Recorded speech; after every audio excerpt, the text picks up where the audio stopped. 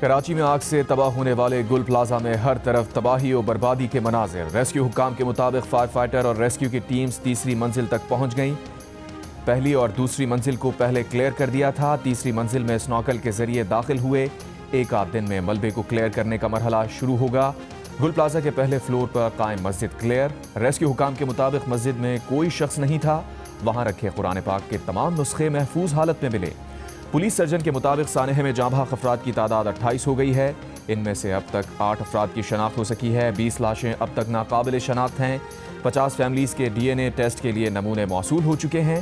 سانحہ گل پلازا کی وجوہات جاننے کے لیے تحقیقاتی کمیٹی نے کام شروع کر دیا۔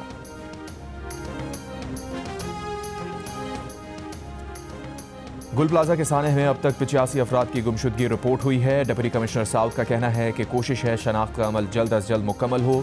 دوسری جانب سندھ بلڈنگ کنٹرول اتھارٹی کی ٹیم نے کراچی میں آگ سے تباہ ہونے والے گل پلازا کا معائنہ کیا۔ ایس پی سی اے کا کہنا ہے کہ عمارت کے بیسمنٹ میں بڑی مقدار میں گرم پانی موجود ہے، پانی نکلنے کے بعد ہی اندرونی کالمز کا معائنہ کیا جا سکے گا۔ گل پلازا میں آگ لگنے سے 7 والی عمارت رمپا پلازا کے 2 کالم متاثر ہیں، ان دونوں کالمز پر آج رات تک جیک لگا دیے جائیں گے۔ رمپا پلازا اور متاثرہ عمارت کے جڑے حصے پر جیک لگانے کے بعد عمارت کا مزید جائزہ لیا جائے گا۔ چیف فائر آفیسر کا کہنا ہے کہ گل پلازا کی سرچنگ کے دوران بہت سا کیش برآمد ہوا، فائر بریگیڈ کے عملے نے کیش متعلقہ اداروں کے حوالے کر دیا۔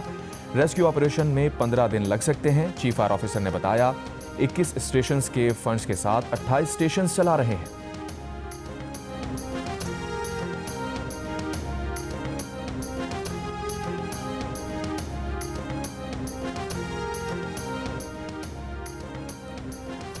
گل پلازا میں نئے آنے والے بچے کی تیاری کے لیے شاپنگ کرنے گئے عمر نبیل، ان کی اہلیہ ڈاکٹر عائشہ اور 14 سال کے بیٹے علی کا اب تک کوئی سراغ نہ مل سکا۔ لاپتہ شخص کے بھائی محمد راحیل نے جیو نیوز سے گفتگو کرتے ہوئے بتایا بھابھی 9 ماہ کی حاملہ تھی، فیملی بچے اور گھر کے لیے خریداری کرنے گئے تھے۔ محمد راحیل کے مطابق بھائی سے آخری گفتگو رات 11:07 پر ہوئی۔ بھائی نے بتایا وہ پہلی منزل پر دکان میں ہیں، ہر طرف شدید دھواں پھیل چکا ہے، کچھ نظر نہیں آ رہا اور آکسیجن ختم ہوتی جا رہی ہے۔ سجاول کا نوجوان عامر بھی اب تک لاپتہ۔ عامر نے سانحے کی رات والدہ کو فون کر کے بتایا کہ دھوئیں سے دھم گھٹ رہا ہے، پھر فون بند ہو گیا۔ عامر کے والدین نے کراچی پہنچ کر ڈی این اے سیمپل جمع کروا دیا۔ گل پلازا کی چھت سے کرین کی مدد سے 7 گاڑیاں بھی اتار لی گئیں۔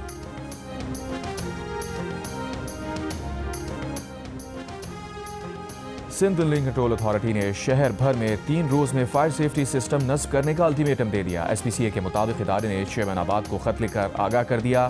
لکھا کراچی میٹروپولیٹن کارپوریشن نے جو فائر سیفٹی آڈٹ کیا اس پر عمل درآمد کو یقینی بنایا جائے۔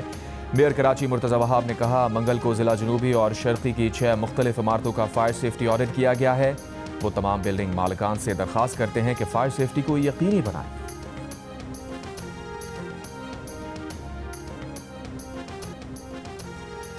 سانحہ گل پلازا پر حکومت کے اتحادی ایک دوسرے کے آمنے سامنے آ گئے۔ نون لیگی حکومت کو بھی نرغے میں لے لیا۔ ایم کیو ایم پاکستان کا ایوان میں احتجاج، ایجنڈے کی کاپیز پھاڑ دیں، ایک دوسرے پر ذمہ داری ڈالنے کے دھواں دھار دعوے۔ متحدہ کے فاروق ستار نے کہا حکومت بتائے اس کی ترجیحات میں کراچی کہاں ہے۔ گل پلازا کی آگ کراچی کے ہر شہری کے دل میں لگی ہے۔ کراچی بچے گا تو پاکستان بچے گا۔ وفاق سے سانحہ گل پلازا کو قومی سانحہ قرار دینے کا مطالبہ۔ کہا نئے انتظامی یونٹس بنانا ملک کی تقسیم نہیں، اس کو سیاست کی نظر نہ کریں۔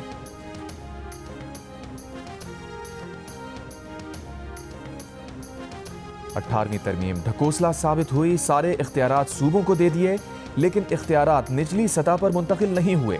کراچی میں ہونے والے واقعات متقاضی ہیں کہ اختیارات نچلی سطح پر منتقل کیے جائیں۔ اگر یہی صورتحال رہی تو پھر وزارت دفاع کی فائر بریگیڈ ہی آگ بجھانے آئے گی۔ سانحہ گل پلازا کی بحث پر وزیر دفاع خواجہ آصف کا قومی اسمبلی میں خطاب۔ کہا پاکستان کے استحکام کے لیے اب فیصلے کرنا ہوں گے۔ ڈکٹیٹرز نے تو بلدیاتی الیکشن کروا بھی دیے لیکن ہم لوگ نہیں کرواتے، الیکشن شیڈیول آ جائے تو بہانے بناتے ہیں۔ خواجہ آصف نے یہ بھی کہا کہ نواز شریف اور شہباز شریف انہیں حق دیتے ہیں کہ وہ ان سے اختلاف کر سکتے ہیں۔ حادثہ ہو تو وزیر اعلیٰ اور وزراء کا پہنچنا لازمی نہیں، پیپلز پارٹی کے شہلا رضا کا قومی اسمبلی میں جواب۔ کہا آگ جب لگتی ہے تو کیلیفورنیا جیسے جنگلوں سے نکل کر گھروں تک پہنچ جاتی ہے، نیوزی لینڈ جیسے ملک میں بھی 40 لوگوں کو مار دیتی ہے۔ لاہور کے حفیظ سینٹر میں 3 بار آگ لگ چکی ہے۔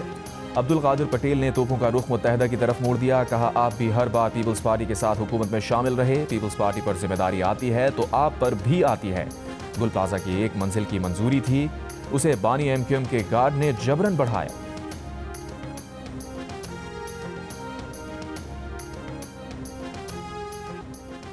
گورنر سندھ کامران خان ڈسوری نے کہا ہے کہ سانحہ گل پلازا سے سبق سیکھنا ہوگا، دکانیں بنا لیں گے، کاروبار کھڑا کر لیں گے، لیکن جانے کہاں سے لائیں گے؟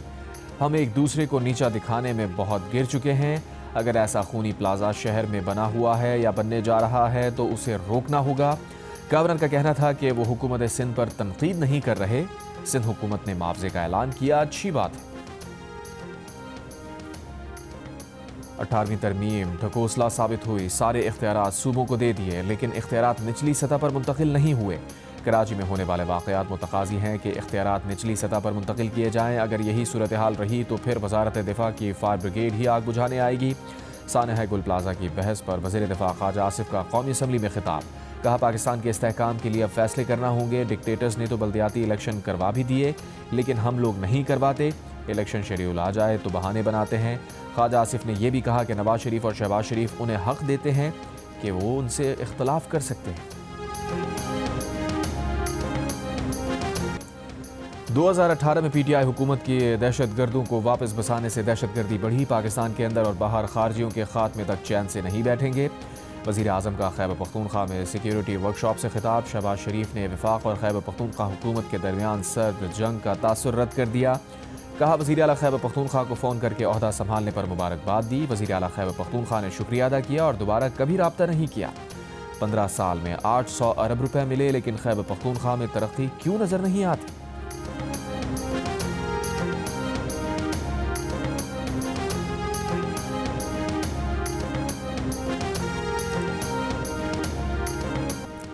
فیلڈ مارشل عاصم منیر کا کہنا ہے کہ مضبوط اور عوام دوست پولیس داخلی سلامتی کے لیے ناگزیر ہے۔ قانون و امن کا نفاذ پولیس کی مقدس امانت ہے۔ مسلح افواج ہمیشہ پاکستان پولیس کے شانہ بشانہ کھڑی رہیں گی۔ فیلڈ مارشل کا نیشنل پولیس اکیڈمی اسلام آباد کا دورہ، پولیس شہداء کی یادگار پر پھول رکھے، فاتحہ خوانی کی۔ دہشت گردی، جرائم اور سیکیورٹی چیلنجز کے خلاف جدوجہد میں پولیس اہلکاروں کی قربانیوں کو سراہا۔ آئی ایس پی آر کے مطابق فیلڈ مارشل نے پولیس افسران سے خطاب میں بین الادارہ جاتی تعاون اور جدید پولیسنگ کی اہمیت پر زور دیا، عوامی اعتماد کو قانون نافذ کرنے والے اداروں کی بنیاد قرار دیا۔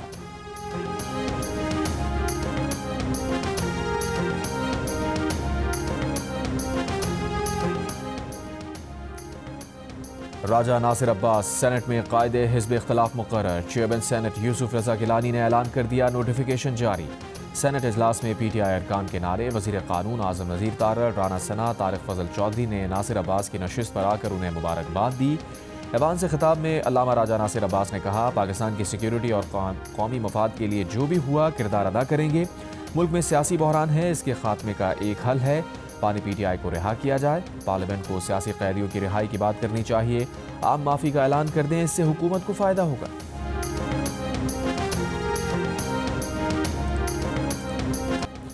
خیبر پختونخوا سے دہشت گردی کیوں ختم نہیں ہو رہی؟ صوبے کی ساری قیادت کو بٹھا کر پوچھ لیں۔ تحریک انصاف کے اسد قیصر کے وفاقی حکومت کو کھلی پیشکش، یہ بھی کہا کہ پی ٹی آئی دشمنی ہے تو آپ خیبر پختونخوا کی دیگر جماعتوں سے پوچھ لیں، کیا آپ کی انسانیت یہ ہے کہ ہمیں غیر سنجیدہ قرار دیں؟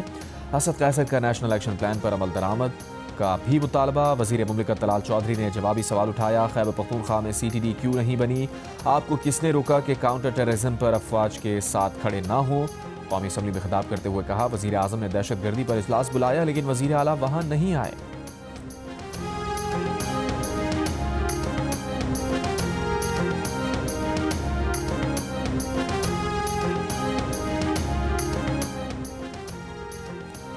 بلوچستان کابینہ نے غیر قانونی حراست اور انتہا پسندی کے پھیلاؤ کی روک تھام کے لیے قوانین اور رولز کی منظوری دے دی۔ وزیر اعلیٰ بلوچستان سرفراز بھٹی کا کہنا ہے کہ 1 فروری کے بعد ریاست اور حکومت کی طرف سے کوئی جبری گمشدگی نہیں ہوگی۔ اب لاپتہ افراد کا الزام ریاست پر نہیں ڈالا جا سکے گا۔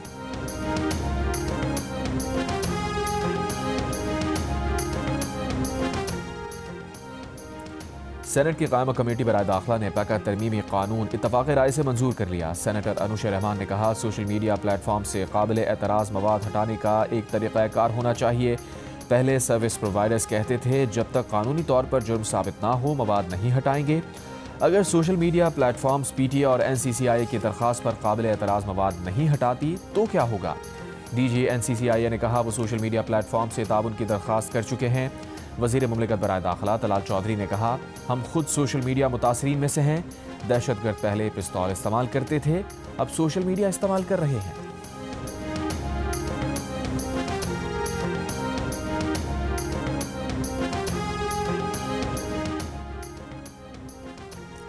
پاکستان اور اسلامی ترقیاتی بینک کے مابین 60 کروڑ 30 لاکھ ڈالر کے 3 قرض معاہدوں پر دستخط۔ آئی ڈی بی سکھرتا حیدرآباد موٹروے منصوبے کے لیے 47 کروڑ 50 لاکھ ڈالر کی مالی معاونت کرے گا۔ ایم 6 سکھرتا حیدرآباد موٹروے مجوزہ پشاور تک کراچی موٹروے کا اہم حصہ ہے۔ انتہائی غریب اور سیلاب متاثرہ گھرانوں کو غربت سے نکالنے کا پروگرام شروع کرنے کا بھی معاہدہ۔ پروگرام کا مقصد غریب خاندانوں کو پائیدار روزگار اور معاشی خود مختاری فراہم کرنا ہے۔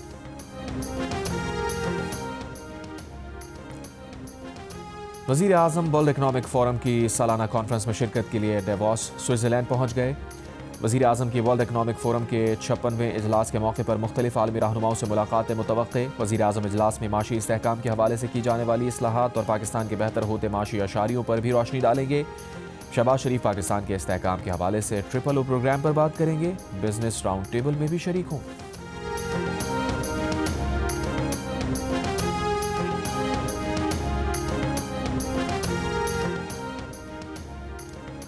آج سے بلوچستان اور شمالی علاقہ جات میں بارش اور برف باری کا امکان۔ بارش سے دریائے کابل اور ملحقہ ندی نالوں میں اچانک طغیانی کا خدشہ۔ پنجاب میں دھند، موٹروے ایم 3 فیض پور تا سمندری، ایم 4 شیر شاہ تا عبدالحکیم تک، ایم 5 شیر شاہ سے ظاہر پیر تک دھند کی وجہ سے بند۔ موٹروے پولیس کے مطابق ایم 11 بھی لاہور سے سمڑیال تک دھند کی وجہ سے بند۔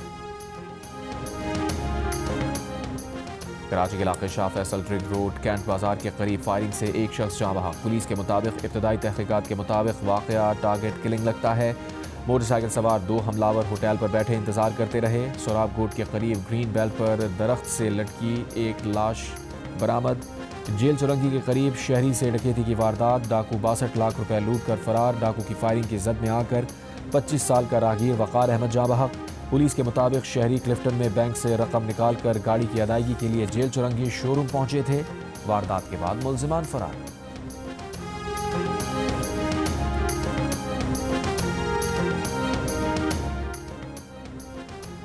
راولپنڈی میں کار کی ٹکر سے موٹر سائیکل سواروں کی ہلاکت کا معاملہ۔ واقعے کی سی سی ٹی وی سامنے آ گئی۔ ویڈیو میں تیز رفتار کار کو ڈیوائیڈر سے ٹکراتے دیکھا جا سکتا ہے۔ کار بعد میں مخالف سمت سے آنے والی گاڑی اور موٹر سائیکل سے ٹکراتی ہے۔ واقعے میں موٹر سائیکل سوار زہیب اور رضوان علی جاں بحق۔ واقعے کے بعد کار سوار خاتون ڈرائیور موقع سے فرار، مقدمہ درج۔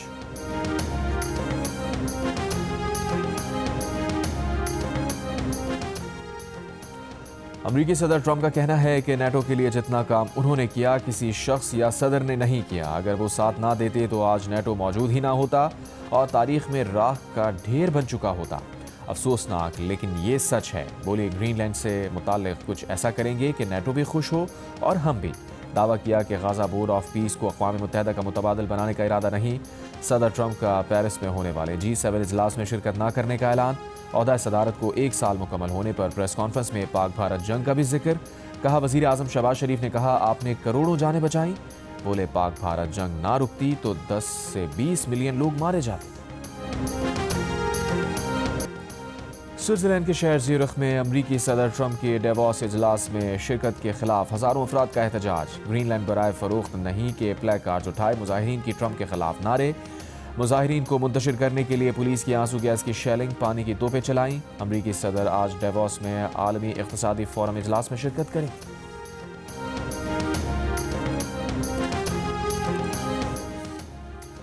ایران کے سپریم لیڈر خامنائی پر کوئی بھی حملہ پوری مسلم دنیا کے خلاف اعلان جنگ تصور ہوگا۔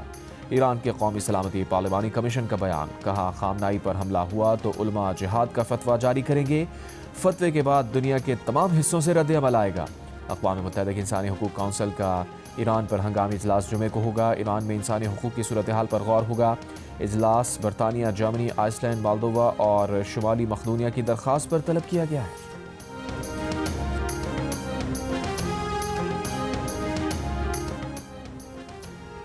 نیٹو فوجی اتحاد اب ایک کمزور ادارہ بن گیا ہے۔ فرانس کے صدر میکروں کی گرین لینڈ کی صورتحال پر نام لیے بغیر امریکی صدر پر چوٹ۔ ڈنمارک کے وزیر اعظم نے کہا یہ ایک سیاہ باب ہے جس سے ہم گزر رہے ہیں۔ یہ صرف ڈنمارک اور گرین لینڈ کا سوال نہیں بلکہ ورلڈ آرڈر کا سوال ہے۔ اگر امریکہ نے ٹیرف لگایا تو ہمیں رد عمل دینا پڑے گا۔ آئی سی سی انڈر 19 کرکٹ ورلڈ کپ میں آسٹریلیا نے جاپان کو 8 وکٹ سے ہرا دیا۔ جاپان نے 8 وکٹ پر 201 رن بنائے۔ کینگروز نے ہدف 30ویں اوور میں حاصل کر لیا۔ بنگلہ دیش اور نیوزی لینڈ کے درمیان میچ بارش کے سبب کسی نتیجے کے بغیر ختم۔ دونوں ٹیمز کو ایک ایک پوائنٹ مل گیا۔ ایونٹ کے میچز جیو سپر اور ڈیجیٹل ایپ مائیکو پر براہ راست نشر کیے جا رہے ہیں۔